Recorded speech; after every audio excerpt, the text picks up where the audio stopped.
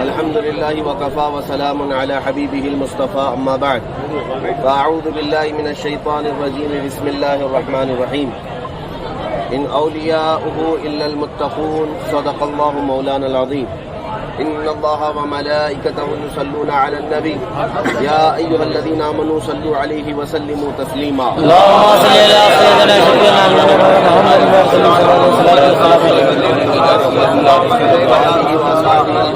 الكريم وبارك وسلم صلاة دائمة سرمدا أبدا۔ میرے عزیزوں، آج ہماری یہ سعادت کی بات ہے کہ ہم اپنی سپریم درگاہ پر حاضر آئے، جن کے قدموں سے پورے ہندوستان میں ولایت تقسیم ہوتی ہے۔ میرے عزیزوں، ہمارا پرانا رشتہ اس دربار سے وابستہ ہے۔ صدیاں گزر گئی مگر ان کی حکومت اب تک سینوں پر جاری ہے۔ اور سچ کہا جس نے کہا کرسی پر کوئی بھی ہو خواجہ راجہ تو میرا خواجہ ہے۔ کئی حکومتیں آئیں اور تبدیل ہو گئیں، لیکن اس سلطان الہند کو اللہ تعالیٰ نے جو سلطان بنایا یہ صبح قیامت تک سلطان ہے۔ میرے عزیزوں، سرکار غریب نواز رضی اللہ تعالیٰ عنہ کے دربار میں آنے کے بعد ایمان میں اضافہ ہوتا ہے، اور جو مومن ہوگا اس کا جذبہ جوان ہوتا ہے۔ اور بڑی بات تو یہ ہے کہ منافق کو اللہ نے یہاں کی چوکھٹ کی سونگ بھی نہیں آتا، منافقین کو اس دربار سے دور رکھا۔ آج ہم اپنے ایمان میں اضافہ اور جلا بخشنے کے لیے اس دربار کی چوکھٹ پر حاضر آئے۔ مولا کریم کی بارگاہ میں یہی دعا بھی کرتے ہیں کہ اللہ تبارک و تعالیٰ نے انہیں سخاوت کا دھنی بنایا ہے، اس دربار سے مولا ہم سب کو ایمان اور ثبات و استقامت عطا فرمائے۔ اور اس دربار کو مخاطب کرتے ہوئے میں عرض کرتا ہوں، خواجہ ہند و دربار ہے اعلیٰ تیرا، محروم نہیں مانگنے والا۔ میں تھوڑی سی باتیں آپ کے سامنے عرض کرتا ہوں کہ آج جس قوم کے پاس غریب نواز جیسا سلطان ہو اسے کسی اور سے خوف کرنے کی ضرورت ہے، کسی اور سے خوف کرنے کی ضرورت بھی نہیں ہے، اس لیے کہ اپنی ظاہری حیات میں بھی اس غریب نواز نے اپنی آنکھوں سے باطل قوتوں کو مسمار کیا ہے، اور اپنی وفات کے بعد بھی جب کبھی کسی نے ظلم کی اور ستم کی کرسی بچھائی ہے، چند دنوں کے بعد سرکار غریب نواز نے اس کی طرف بھی دیکھا ہے تو اس کی کرسیاں بھسم ہو گئی۔ انشاءاللہ العزیز غریب نواز کے دربار سے ہم سب کی آس یہی لگی ہے، کل جو آپ نے انصاف فرمایا تھا آج بھی وہی انصاف ہوگا۔ خواجہ قطب الدین بختیار کاکی کو جانتے ہو، سرکار غریب نواز کے مرید بھی ہیں، خلیفہ بھی ہیں، خادم بھی ہیں۔ ہندوستان کی سلطنت اس وقت جب قائم تھی اور دارالحکومت دلی تھا، دلی میں قطب الدین بختیار کاکی پر ایک عورت نے الزام لگایا تھا، اور وہ بھی پیسوں سے خریدی ہوئی عورت تھی۔ وہ اس طور پر کہ اس عورت کی گود میں نیا بچہ پیدا ہوا، اس عورت نے الزام یہ لگایا کہ یہ بچہ قطب الدین کا ہے۔ اس مقدس ولی پاک کی بارگاہ میں جب یہ الزام لگا تو آخر وہ کہاں جائیں؟ انہوں نے التجا کی، سرکار غریب نواز اجمیر میں تھے، کاش میرے پیر و مرشد ہوتے تو اس کا کوئی انصاف ہو جاتا۔ بادشاہ کے دربار میں یہ مقدمہ پیش ہوا، قطب الدین بختیار کاکی بھی وہاں تھے، اور وہ عورت بھی وہاں لائی گئی تھی جس کا بچہ تھا، اور اس کے گھر والے بھی تھے۔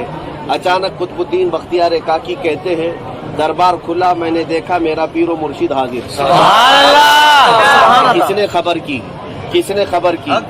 کون بتایا غریب نواز کو؟ کیا ٹیلی فون کا زمانہ تھا؟ انٹرنیٹ کا زمانہ تھا؟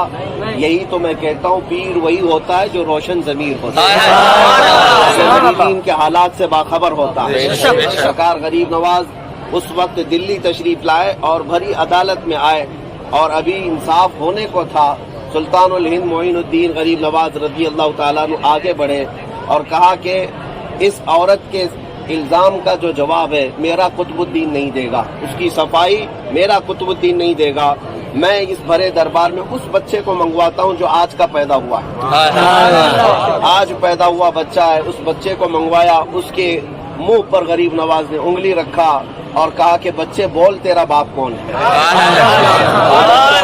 عدالت میں بول پڑا فصیح जुबान में बोल पड़ा कि मेरी माँ ने फलां से जिना किया है और मेरा बाप फलां है, कुतुबुद्दीन बख्तियार काकी तो इस औरत की तरफ नजर भी नहीं उठाई है। मेरे अजीजों, ये वो सुल्तान है जब इंसाफ करने पर आए तो एक दिन के बच्चे से भी गवाही दिलाए। उसी दरबार में हम हाजिर आए हैं। इंशाअल्लाह खौफ किसी बात का नहीं है, डर किसी बात का नहीं है। इंशाअल्लाह अजीज मरेंगे भी तो इसी दरबार में मरेंगे और इन्हीं के मुल्क हिंदुस्तान की मिट्टी में दफन होंगे। आप सुने, सरकार गरीब नवाज की बारगाह में मैं हाजिर आया हूँ, गुलामी की हैसियत से आए। यहाँ कोई भी बादशाह बनकर नहीं आता, ना यहाँ कोई सुल्तान बनकर के आता है। जो भी आएगा वो गदागर बनकर के आएगा और उसी में उसकी इज्जत भी है। आपको एक बात मैं बता दूं, एक बात, आज यहाँ पर सरकार गरीब नवाज रज़ी अल्लाह ताला अन्हु ने एक बार जिसको गुलामी में कबूल कर लिया ना, एक बार मैं तवज्जो चाहता हूँ। सुहेल मियां आप भी हैं, ये खुद्दाम में से हैं, आपसे मैं कहता हूँ, ये जो पूरे खुद्दाम का आप यहाँ पर एक अंजुमन देख रहे हैं, जगह जगह आपको ये नजर आएंगे, ये किसकी औलाद है? ये कहाँ से है इन लोग?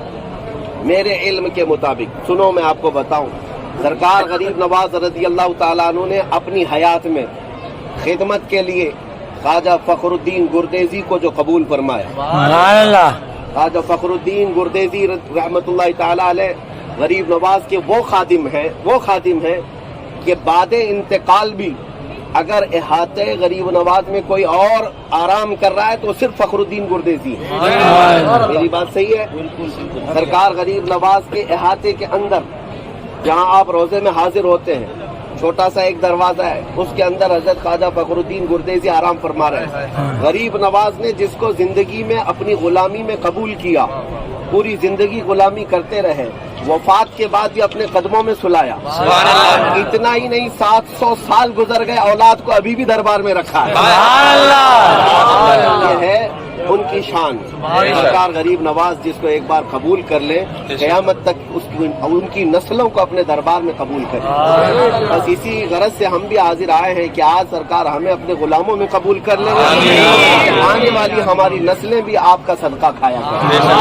अल्लाह तबारक तआला का बड़ा इनाम और इकराम है कि हमें उस जमात में पैदा किया जिन्होंने औलिया को अपना सरदार तस्लीम किया। अल्लाह ताला ने हमें उन मुनाफिकों में से नहीं बनाया जो औलिया से बुग़्ज़ और अदावत रखते हैं।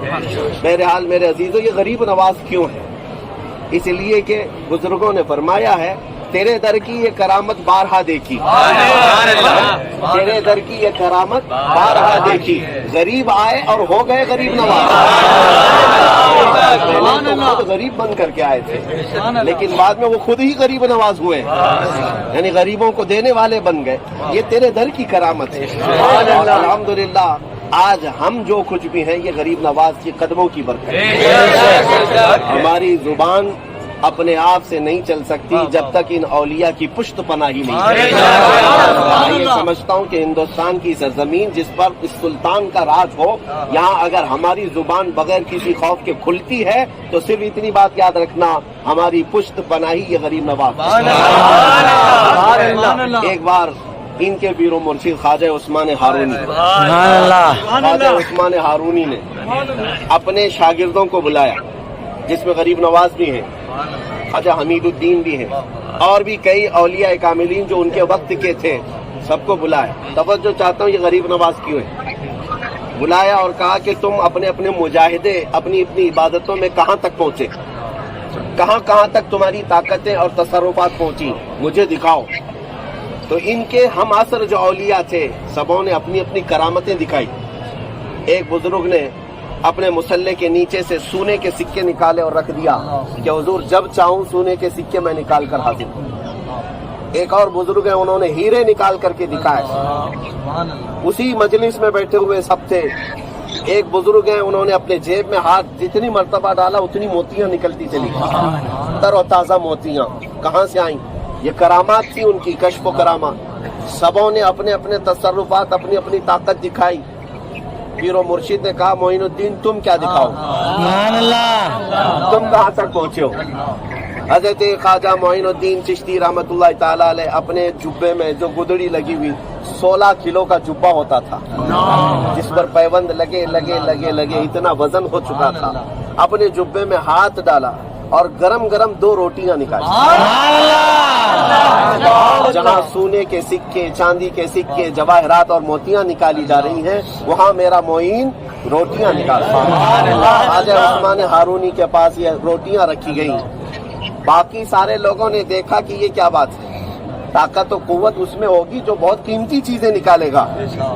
وہ سارے لوگ یہ کہہ رہے تھے معین الدین تو خالی سوکھی روٹیاں نکالا ہے، اس کے علاوہ کیا ہے؟ اسی اثنا میں یہ مجلس اولیاء کی چل رہی تھی، دروازے پر ایک فقیر نے آواز دی کہ میں بڑا بھوکا ہوں، یہ اہل اللہ کا گھر ہے، یہاں اللہ والے لوگ رہتے ہیں، کوئی مجھے کھلا دے۔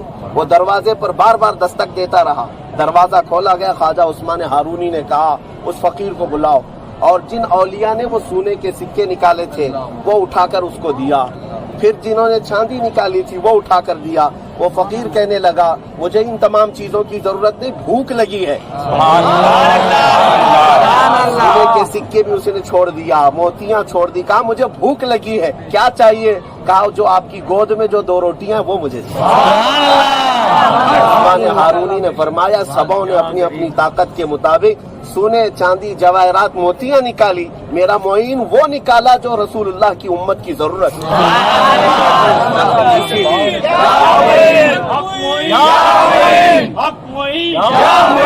یہ شان غریب نواز، کوئی نوازے کبھی تو کوئی نوازے، یہ ہے شان غریب نواز، اور اس پر آپ کو غریب نواز کا لقب بھی اولیاء کاملین کے درمیان مشتہر ہوا۔ عزیزان گرامی، میں آپ سے یہ کہنا چاہتا ہوں کہ یہاں آنے کے اور یہاں کے دربار کے آداب یہ ہیں، یہاں کے دربار کے آداب یہ ہیں، اعلیٰ حضرت امام احمد رضا فاضل جب وہ حاضر ہوتے تو آپ دروازے کے باہر کھڑے ہوتے، اور آپ سے کہا جاتا اندر آئیں تو آپ کہتے کہ ایک دربار کے کتے کو یا خادم کو یہ زیب نہیں دیا کہ وہ دروازے کے اندر جائے جب تک ہم جو ہے خدمت گزار ہیں، خدام ہیں، یہ ادب انہوں نے سکھایا ہے اولیاء وقت نے۔ میرے عزیز و سلطان الہند کا ادب سیکھے، غریب نواز کے دربار میں آئے ہیں تو یہاں صرف زبان سنبھالنا نہیں، اپنا دل سنبھال کر کے آئے، اپنے اخلاق اور اپنے کردار اور اپنے اعمال سنبھال کر کے آئے۔ اللہ تبارک و تعالی یہاں پر آنے والے سارے حاضرین اور زائرین کو اپنی شان بے نیازی سے خوب نوازے۔